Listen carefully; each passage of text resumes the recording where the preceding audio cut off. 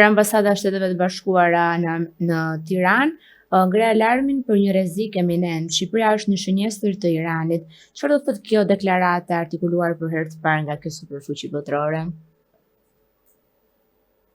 Kjo deklaratë, sikur edhe ka shpjeguar qeveria e kryeministrit Rama sot, janë deklarata gjenerike që amerikanët bëjnë në për vende të ndryshme të botës, por këto lidhen faktikisht me agresionin që amerikanët dhe Izraeli kanë nisur kundër Iranit në lindjen e mesme, dhe domethënë edhe pse sipas prononcimeve që pati qeveria Rama sot nuk ka asnjë lloj kërcënimi, megjithatë mundësia ekziston për një përplasje ndërmjet interesave amerikane dhe grupit terrorist Mujahidin që Shqipëria strehon në manën dhe Republikës Islamike të Iranit.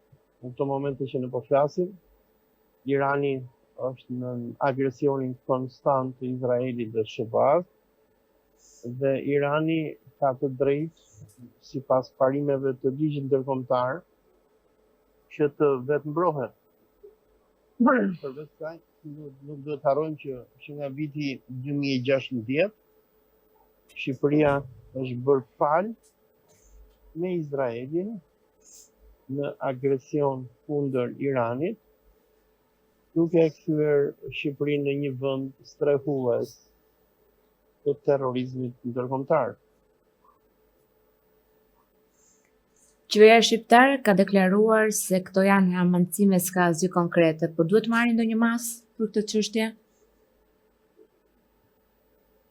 Unë besoj që deklarata e qeverisë shqiptare qëndron, domethënë këto janë hamendësime dhe amerikanët deri në këto momente nuk kanë provuar asnjë fakt nga qeveria shqiptare. A duhet marrë masa qeveria shqiptare, domethënë ju e dini më mirë se sa unë se çfarë shtet patatinash Shqipëria është. Është një vend i cili është pa ushtri, pa organe të mbrojtjes. Edhe për më tepër në këtë luftë globale që SBA-ja dhe Izraeli kanë nisur kundër Iranit, Shqipëria nuk ka asnjë mundësi se si mund të ruhet. Nëse Irani, për shembull, do donte që të godiste armiqtë e tij, që janë organizata e terroristëve Mujahidin të Mandut, Irani mund ta bënte të shumë kollaj nëpërmjet goditjes me drona dhe me raketa. Dhe si ministri i brendshëm Lamallari, si ky ministri tjetër evangelisti nga Kuksi që Rama ka bërë ministër të mbrojtjes, nuk mund të bëjnë dot asgjë përballë raketave dhe dronëve iranian. Shqipëria është një shtet totalisht i pambrojtur, i dobët, një vend i dështuar, i të cilit edhe ato ushtri që ne trashëguam nga koha e komunizmit, amerikanët me ministra apo kryeministra sikur Pandeli Majko e të tjerë e shkatëruan, dhe sot Shqipëria është një nga vendet më të dobta dhe të pambrojtura në rajon. Po nëse ndodh ky sulm, si mund të bëhet, me raketa apo ka mënyra të tjera? Irani është një fuqi madhore ushtarake, sigur ne po shohim në luftën që tashmë është 33 ditore që po bëhet ndërmjet Izraelit dhe SBA-s dhe Iranit në anën tjetër. Irani ka arritur që të godas objektiva amerikan në të gjithë gjirin persik, por edhe në Izrael. Sulmet kryesore që Irani bën janë nëpërmjet raketave dhe dronëve, por iranianët kanë edhe teknologji të tjera, disa prej të cilave ne i dim dhe disa nuk i dim. Për mendimin tim, armiku kryesor i Iranit në Shqipëri është kampi i rreth 3000 mujahidinëve iranian, të cilëve regjimi i Edi Ramës i ka dhënë mundësinë që të krijojnë një shtet brenda shtetit, i cili është shteti xhihadist i Manzus, kampi Ashraf 3, nga ku organizohen sulme terroriste kundër Iranit, sulme kibernetike, dezinformacion, nxitje për revolta në Iran e tjerë e tjerë. Domethënë, mediat iraniane prej vitesh edhe kanë botuar skema të ndryshme se si ata mund ta godisnin shtetin e Manzut.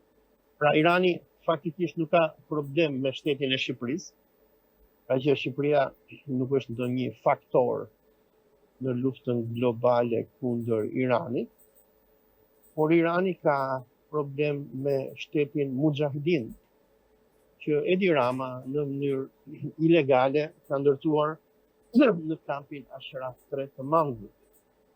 Në kampin e Manzut, Mujahidinët kanë ushtrinë e tyre, kanë pajisje nëpërmjet të cilave kryejnë sulme kibernetike dhe ata jetojnë në një regjim paraushtarak.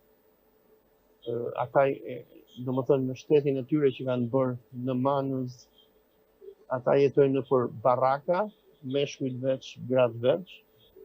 Ata bëjnë stërvitje të përditshme dhe ka shumë mujahidin, të cilët sa herë Tia apo Izraelit i duhet që të dërgoj kamikaz për në Iran, shumë prej tyre dalin nga kampi i Manzus.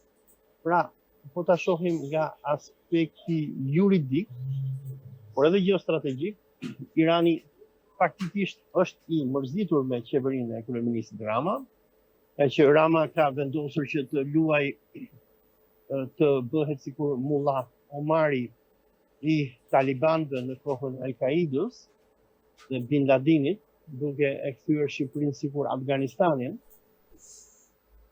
Por për mendimin tim, objektivi i Iranit është shteti i mujahidinëve në Manus, nga që nga ky shtet Irani i bën sulme. Edhe po të shohim edhe goditjet që Irani i bën regjimeve zioniste të Gjirit Persik, vendeve sikur Arabia Saudite, sikur Bahreini, sikur Kuwaiti e tjerë. Irani në këtë luftë 33 ditore tashmë, nuk ka goditur institucionet e këtyre vendeve zioniste arabe, nuk ka goditur që të bie parlamentin, apo kryeministrin, apo këta princat dhe emirët e Gjirit Persik. Dhe unë besoj që edhe sikur Irani të bënte një goditje ndaj Shqipërisë, shqiptarët nuk do ta kishin fatin që raketat iraniane të godisnin Manzën për shembull, larg qoftë, dhe t'i bënin ndonjë gjë kryeministrit ignorant shqiptar Edi Ramës. Por edhe sikur do ndodhte ndonjë sulm, unë besoj që iranianët sulmin e tyre do ta kufizonin në kampin paraushtarak të mujahidinëve të Manzës, sikur edhe nëse shohim sulmet iraniane që janë bërë në vendet e Gjirit Persik, iranianët kanë goditur baza ushtarake amerikane, që nga baza Al-Udeid në Katar, baza ajrore Prince Sultan në Arabinë Saudite dhe kështu me radhë. Domethënë iranianët në kundër sulmet që bëjnë kundër agresionit izraelit dhe amerikan, ata janë shumë legalist dhe në sulmet e tyre sigurohen që mos të godasin objektiva civil, por të godasin objektiva ushtarak. Përjashtim bën vetëm kolonia qifute e Izraelit, ku iranianët në kundër përgjigje ndaj sulmeve, ndaj civilve që Izraeli dhe Amerika kanë bërë në këto 33 ditë luftë, edhe ata kanë goditur qendra të banuara, sigurisht qytetet e mëdha të Izraelit, sikur Haifa, Tel Avivi, Bersheva, Jeruzalemi e të tjerë. A janë këto një kthim pas në kohë për momentin që për shumë kënd ishte Foshnjërak në atë kohë kur Shqipëria përzuri ambasadën iraniane pak vite më parë? Po, domethënë Shqipëria bëri diçka shumë të gabuar në vitin 2022 kur përzuri apo dëboi ambasadën iraniane. Dhe në 2018-ën, kur nëse s'jam gabim, ai ka qenë viti kur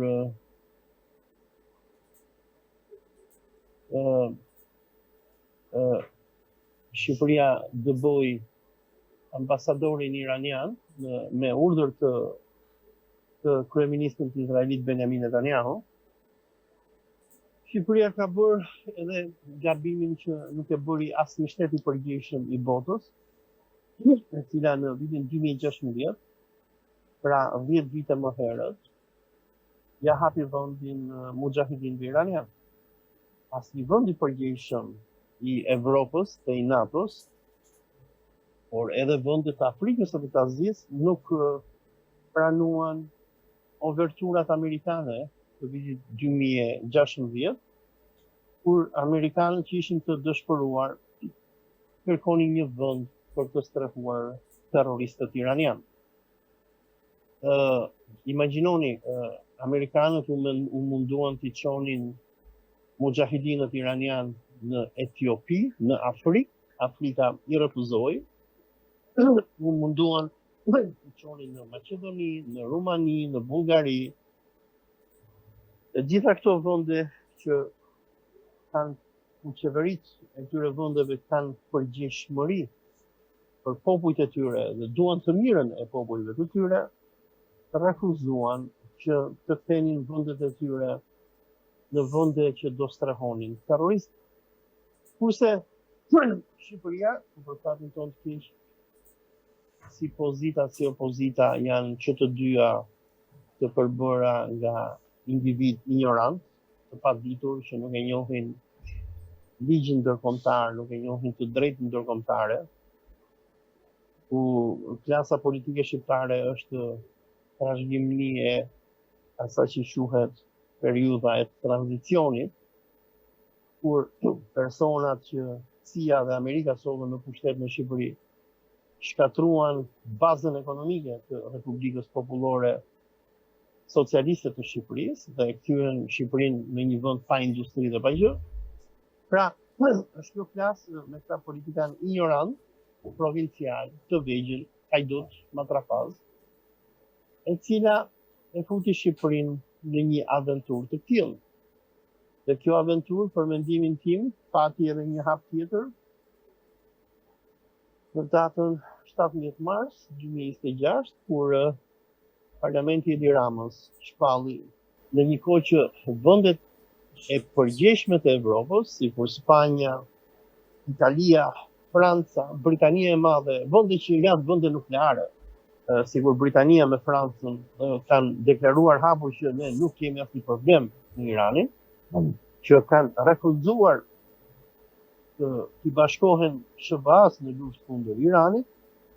Në Shqipëri, domethënë kryeministri drogmen dhe me probleme mendore e Shqipërisë, Edi Rama, domethënë duke luajtur Don Kishotin dhe për t'i bërë qefin Benjamin Netanyahu, ndoshta me ndonjë premtim nga Netanyahu që ndoshta ai do të ndërhyjë te amerikanët Trumpi do të ndërhyjë te spaku në Shqipëri dhe Rama do t'i shpëtoj burgut, bëri një marrëzi tjetër të radhës ku e shpalli Iranin shtet terrorist.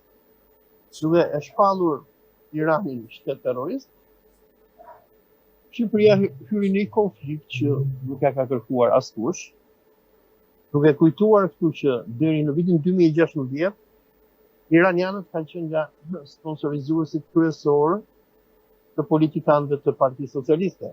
Kemi që nga numri 2 i Partisë Socialiste, që ka qenë edhe kryetari i kuvendit, të shumë deputet socialist, intelektual Partisë Socialiste, njerëz që nga Xhevair Spahiu deri te Dritë Roagolli, që kanë pat marrë rroga mujore nga ambasada e Iranit.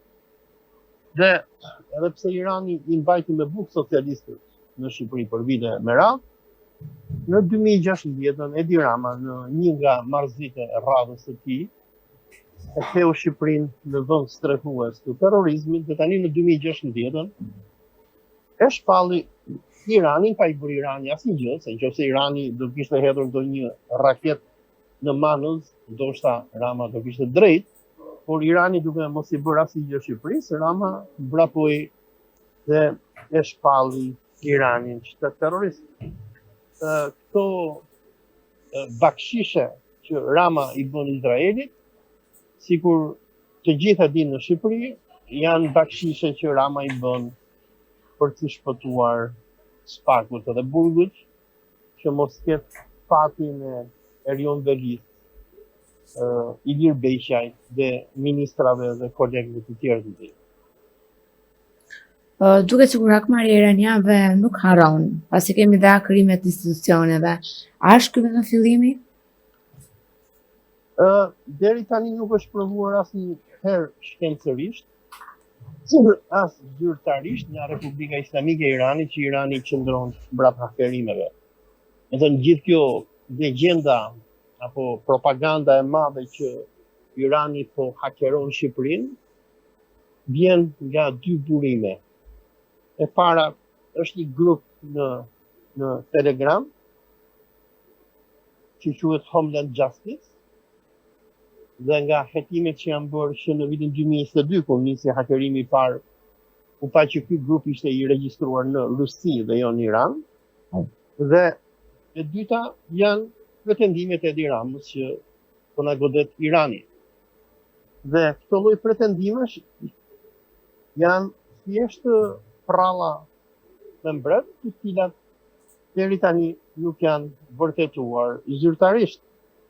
Më thënë, pretendimi që Irani ka hakeruar Shqipërinë është kaq i vërtet sa që edhe pretendimi i katolikut Edi Rama që Ati, Biri dhe Shpirti i Shenjtë përbëjnë një dhe nuk janë tre zota.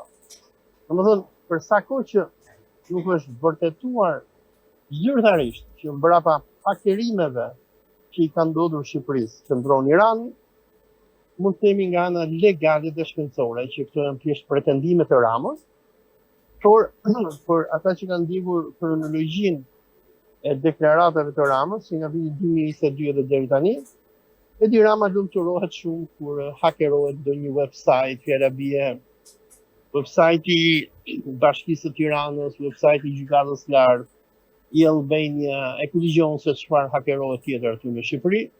Dhe për ata persona që janë marrë me fushën e informatikës, ata e dinë që hakerimet mund bëhen nga çdo kush, edhe një adoleshent me një laptop diku në një kafe në Brazil apo në New York mund të hyj online dhe të hakerojë një website.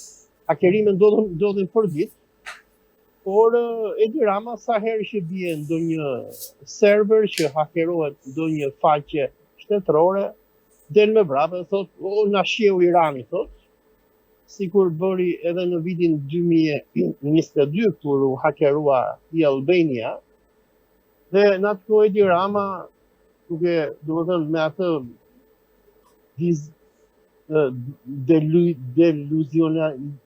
deluzionet e tija, shkoi në NATO, shkoi në Bashkimin Evropian, shkoi në Amerikë, me shpresën se duke qenë se ju hakeruan disa sisteme kompjuterike, NATO do ngrinte artikullin e 5 edhe do i shpallte luftë Iranit që do shpëtonte të princin e Surrejlit që për fatin e keq shqiptarët e kanë satrapin apo despotin e tyre. Por si evropianët, si amerikanët, si NATO i thanë Ramës, shkon në shtëpi djali mirë, nuk të ndihmojmë dot me këto hakerime. Në atë kohë edhe Departamenti i Shtetit që doli me një deklaratë për media, nëse lexohen deklaratat e Departamentit të Shtetit në atë kohë, u deklarua që Shqipëria ishte hakeruar nga element të sponsorizuar nga Irani. Pra, edhe Departamenti Amerikan i Shtetit ishte shumë i kujdesshëm, mos të akuzonte Iranin, po thoshte janë element të sponsorizuar. Po kjo, do me thënë, në gjuhën tonë popullore i thonë me inshallah, apo në anglisht njihet wishful thinking. Do me thënë, unë e urrej Iranin edhe pse nuk po bie shi sot e ka fajin Irani, i thonë se punë. Ama deri më sot nuk ka asnjë provë shkencore që Shqipëria është hakeruar nga Irani dhe shumë domethënë shumë lajme që shohim nëpër media në Shqipëri për Iranin janë thjesht fake news apo dizinformacion që kur ka interes regjimi i Ramës i hap vet, kur duan mujahidinët iranian dhe Izraeli i hapin vet. Dhe gjitha kjo bëhet si pjesë e propagandës dizinformuese dhe përhapjes së panikut dhe frikës kundër Republikës Islamike të Iranit. Sepse duhet kuptojmë që prej hapjes së ambasadës izraelite në Shqipëri në 2012, Izraeli nisi një projekt masiv në Ballkan dhe ky projekt synonte dëbimin e iranianëve nga Ballkani. Pse dëbimin e iranianëve? Nga që Izraeli kërkon që i kontrollojë vetë popujt e Ballkanit. Edhe aty ku gjeti budallëj, rasti i Shqipërisë, arriti sukses fantastik. Aty ku gjeti burrat mençur, shembulli i Bosnjës, i Kroacisë, i Greqisë e të tjerë, izraelitëve i thanë rrini urt edhe futuni në ambasadën tuaj.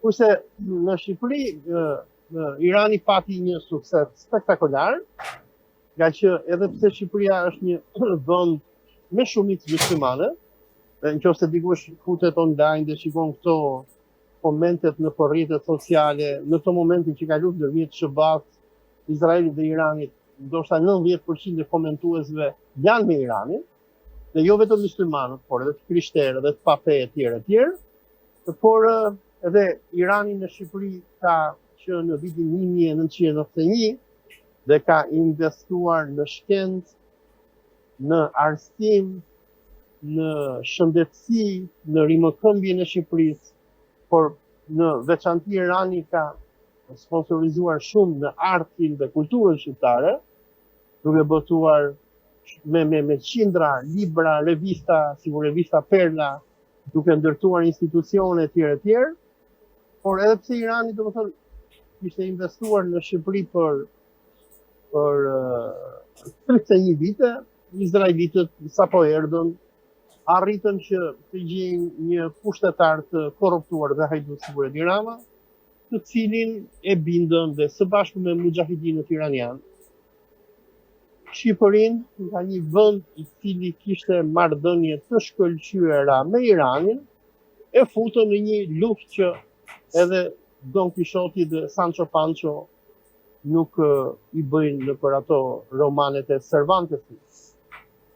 Kjo është fati i keq i Shqipërisë dhe për personat që ndjekin lajmet nga gjiri persik në këto momente, vendet që nuk i kanë shpallur luftë Iranin, shembull Spanja, vendi NATO si Bashkimit Evropian, ka të drejtën që të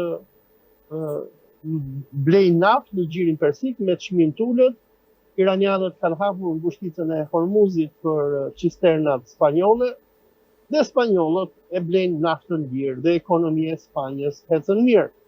Në Shqipëri, ku kryeministri Don Quixote përqendruar në pushtet dhe i bën qepin Izraelit, mujahidinëve të tjerë, në Shqipëri çmimi i naftës ka shkuar 2200 lekë litri. Pra, kush e paguan haracin është populli shqiptar.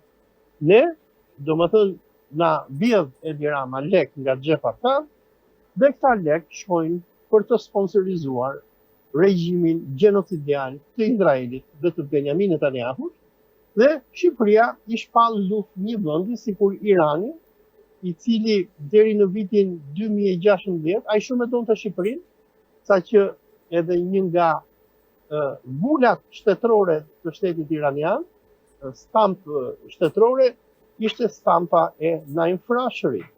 Dhe libri i poetit kombëtar i një prej rilindasve më të mëdhenj të Shqipërisë, Naim Frashërit, Qerbelaja, është botuar në Iran dhe nxënësit e shkollave dhe universiteteve iraniane mësonin mbi këta rilindas të mëdhenj të Shqipërisë sikur Naim Frashëri, Sami Frashëri, e tjerë.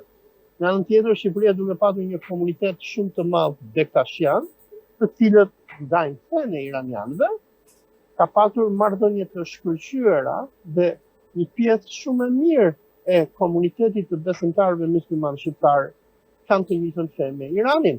Shqiptarët nuk besojnë në Jud Iskariotin apo në Meshian apo Dejjalin e Benjamin Netanyahu, por ata besojnë në Allahun, Muhamedin, Aliun dhe shenjtorët e tjerë të Islamit. Kush do ndihmoj Ramën në këtë situatë të re me Iranin, duke qenë se ne kemi miratuar disa javë më parë rezolutën në parlament që e shpallë mbështet terrorist Iranin? Ramën askush nuk do ta ndihmoj dhe Rama nuk do që askush ta ndihmoj.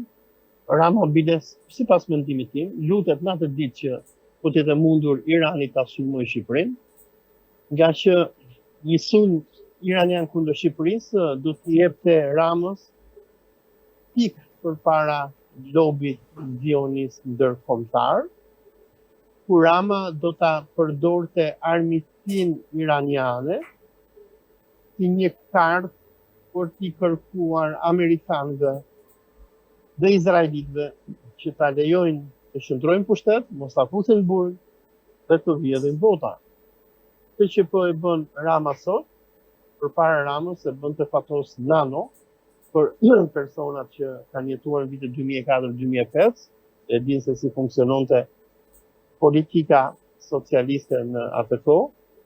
Edhe në atë kohë, domethënë vitet 2004-2005, kur fatos nano dhe socialistët e kuptuan që amerikanët do t'i rrëzonin nga pushteti dhe do bënin një tranzicion pushteti, duke sjell në pushtet Partinë Demokratike Sali Berishën e tjerë. Edhe në atë kohë regjimi i Nanos përdori islamofobinë, ku në atë kohë arrestoheshin besimtar musliman, pretendoi sikur Al-Qaida ishte në Shqipëri, do bënte sulme terroriste e tjerë. Dhe gjitha këto përdoreshin nga regjimi i Fatos Nanos për të trembur amerikanët dhe për t'i bindur amerikanët që ndërsa Fatos Nano ishte një birë kurve, a ishte biri kurvës Amerikës. Dhe edhe në këto momente, Edi Rama kërkon që të luaj Somozën e famshëm, i cili sipas amerikanëve ishte një birë kurve, por thonin që ky është biri kurvës tonë. Dhe edhe në këto momente, domethënë, Rama do të luaj atë sharlatanin ndërkombëtar, i cili është i gatshëm po të jetë e mundur edhe ta djegë Shqipërinë, sikur e dogji për shembull Zelenski me luftën kundër Ukrainës, vetëm që zionistët amerikanë ta mbajnë në pushtet. Por në rast të një sulmi nga Irani, Shqipëria nuk do mbrohet nga askush. Këtë duhet ta harrojmë. Hungaria, Spanja, Franca, Britania e Madhe, nëse Shqipëria sulmohet nga Irani, nuk do të çojnë as gishtin. As që i intereson fare që një sharlatan si Edi Rama, që e ka kthyer vendin e tij në një bazë të terrorizmit iranian, shkon edhe gritet me Iranin. Ashtu sikur ndodhi Shqipërisë në 2022-shin, kur Rama shkoi në BE, shkoi në NATO, shkoi në SBA, dhe i kërkonte ndihmë perëndimorëve dhe i thoshte ure na ndihmoni, thoshte se na ka hakeruar Irani disa kompjutra, dhe i thanë se unë brapë në shtëpi djalin bar dhe zgjidhi problemet e vendit tonë, dhe në atë kohë patëm edhe ambasadorin amerikane Yuri Kim, e cila doli dhe publikisht i tha Ramos, i tha mujahidinët, e para i ka marrë vetë. E dyta, marrëveshja që bëre me ne kur i solle mujahidinët këtu, ishte që mujahidinët po vinin për arsye humanitare.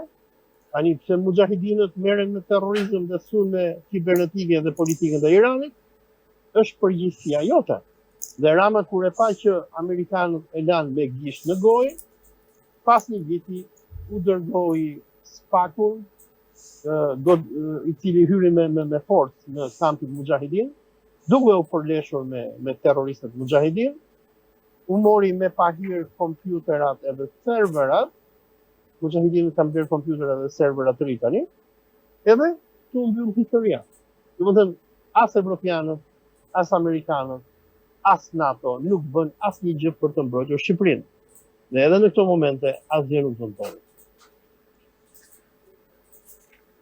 Cila është këshilla që ju mund t'i jepni për qytetarët? Për qytetarët shqiptar, këshilla ime është që të bëhen politikisht aktiv, mos të lënë fatet e vendit të tyre në duart e një drogmeni dhe sharlatani. Personat që janë zgjedhur në kuvendin e Shqipërisë, që shumica i kanë bler votat me 50 euro, ata që quhen apo që janë deputetët e zonave, qytetarët në gjithë vendin që janë në Shqipëri tu tërheqin veshin këtyre provincialësh edhe ignorantësh, mos lejojmë për shembull njerëz sikur Eral Kapri, Toni Gogu, Edi Rama, ku dëgjon çfarë prodhon ajo Shqipëri tjetër, që i shpallin luftë vendeve që nuk i kanë shpallur luftë Shqipërisë. Deputetët e Parlamentit shqiptar kanë për detyrë të sigurojnë mirëqenien e Shqipërisë, jo që të hyjnë nëpër luftra që nuk i intereson Shqipërisë. Irani nuk i ka shpallur ndonjë luftë Shqipërisë. Irani nuk ka vrarë asnjëherë në historinë e tij shqiptar, por përndryshe i ka mbajtur me bukë. Nëse këta mercenarët e ambasadës amerikane, izraelite, që janë në Parlamentin shqiptar, duan të tregojnë që janë patriot, në vend që të shpallin Iranin shtet terrorist, dhe të shpallin Serbinë, e cila ka vrarë shqiptar, Greqinë dhe që ka pushtuar territore shqiptare. Po kuptohet që ka nuk i bëjnë këto gjëra. Nga që misioni i tyre në Parlamentin e Shqipërisë nuk është që t'i shërbejnë Shqipërisë, por që t'i shërbejnë armiqve të Shqipërisë. Qytetarët shqiptar duhet të organizohen, të bëjnë parti patriotike dhe të denoncojnë këto aventura që bëhen me fatin e Shqipërisë. Një shembull për shembull i tillë është Lëvizja Bashkohu, ku kandidati i saj në parlament, Redi Muçi, në ditën që kaloi rezoluta kundër Iranit, e denoncoi kalimin e kësaj rezolute, dhe tha që nëse do kishte ndonjë rezolutë që do duhet të kalojë, do të ishte denoncimi i gjenocidit izraelit. Do të ishte Izraeli që duhet shpallej shtet terrorist. Por kuptohet që në Shqipëri nuk ka demokraci, parlamentarët tanë nuk i shërbejnë popullit, por i shërbejnë ambasadave dhe agjenturave të huaja, dhe Shqipëria është një vend i pushtuar nga agjentët e huaj. Shqiptarët duhet të organizohen dhe të çlirojnë vendin e tyre nga ambasadat e huaja, të cilat duke thyer kodin diplomatik të Vienës, në vend që të shohin marrëdhënie diplomatike me Shqipërinë, janë kthyer për fatin tonë të keq në padron të Shqipërisë. Janë duke ja shkatruar Shqipërinë shqiptarëve. Si po shkon lufta në optikën tuaj? Sa parashikohet të zgjasë gjithë kjo që po ndodh, a duhet presim për vatra të reja? Lufta deri tani duket që po shkon mirë për Iranin. Për personat që ndoqën fjalimin e presidentit Donald Trump mbrëm nga Washingtoni, Trumpi është i dëshpëruar dhe amerikanët janë të dëshpëruar në përgjithësi, nga që sikur mund shohim çfarë është duke ndodhur është që iranianët duke mbyllur kanalin e Hormuzit, po shkaktojnë një krizë ndërkombëtare në çmimin e naftës. Ne po kemi rënien e bursave, shtrëngtimin e jetës në perëndim, dhe qytetarët e vendeve demokratike, jo Shqipëria, nga që në Shqipëri qytetarët kanë frikë të flasin, por që nga Londra e deri në New York, të gjithë po protestojnë e para kundër luftës në Iran, e dyta kundër sulmit të paprovokuar dhe ilegal që Izraeli me Shëban bën kundër Iranit, Dhe e treta që është faktori më i rëndësishëm është ngritja e çmimit të naftës. Dhe kjo gjë po krijon një ortek të madh në perëndim, gjë e cila edhe e ka çoroditur qeverinë amerikane për personat që njohin apo ndjekin deklaratat e administratës amerikane e shohin që ata janë panik, nuk din çfarë bëjnë. Nga që e para amerikanët nuk donin që t'hynin në këtë luftë, po ishte kriminali i luftës Benjamin Netanyahu që e nisi luftën duke vrarë Imam Ali Khamenei në datën 28 shkurt 2026 dhe amerikanët kanë hyrë në një furt, sikur ka qenë edhe lufta e Vietnamit, ku amerikanët edhe pse kanë fuqi superiore ushtarake, sikur kishin në rastin kur ata nisën agresionin kundër Vietnamit, Afganistanit e tjerë, popujt që rezistojnë janë ata që i mundin perandorit. Deri në këto momente, amerikanët kanë shpenzuar rreth 33 miliard dollar, kanë përdorur rreth 900 raketa Tomahawk dhe Amerika po vazhdon që po zhytet në borxh për një luftë e cila nuk i takon amerikanëve, është një luftë e pa kuptim, edhe për më tepër çfarë po ndodh nga kjo luftë që po bëhet, nëse përpara datës 28 shkurt ishin amerikanët ata që kontrollonin Gjirin Persik dhe kontrollonin Gjirin Persik dhe kontrollonin naftën e popujve arab. Në këto momente Gjirin Persik dhe kanalin e Hormuzit e kontrollon Irani.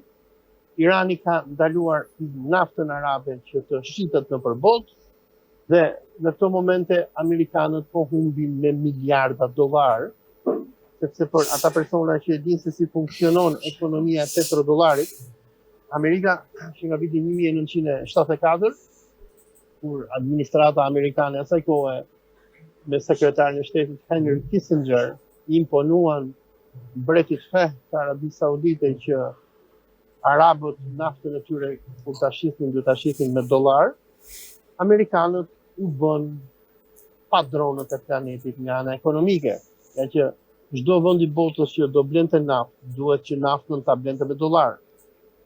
Dhe që të blente dollar do duhet që gjithë njerëzimi të blente copa letrash të amerikanët, që ne i quajmë dollar. Pra amerikanët për ndryshe të labie nga arabo-sauditët që shesin naftë, nga kinezët që shesin mallra industriale, nga rusët që shesin grur, që nga viti 1974 u bën ata sikur ai magjistari i Ozit që printonin copa letrash dhe i shisnin botës letra. Ama çfarë po ndodh në këtë moment është që Irani duke kontrolluar naftën arabe dhe duke mos lejuar naftën arabe që të shitet sikur shitej më herët, po i bëjmë vendet e botës që mos të blejnë më copa letrash të amerikanët që quhen dollar, dhe shumë vende po e blejnë naftën nga vende sikur Rusia, Nigeria, Malezia e tjerë, ku blerja e naftës nuk bëhet me dollar, por bëhet me rubla, me yuan dhe me monedha tjera. Pra domethënë kjo luftë po i shkakton amerikanëve një dëm të paparë nga ana ekonomike. Presidenti Trump në daljen që pati brëm deklaroi që do ta vazhdojë luftën edhe një 2-3 javë. Pretendimet amerikanëve në fillimin e kësaj lufte që do të rrëzonin regjimin e Iran tani kanë rënë, pra nuk do ta rrëzojnë regjimin, që s'ka që të rrëzojnë. Për të hapur kanalin e Hormuzit, presidenti Trump u dorëzua pa nuk e hapin dot, i tha evropianëve shkoni dhe hapeni ju.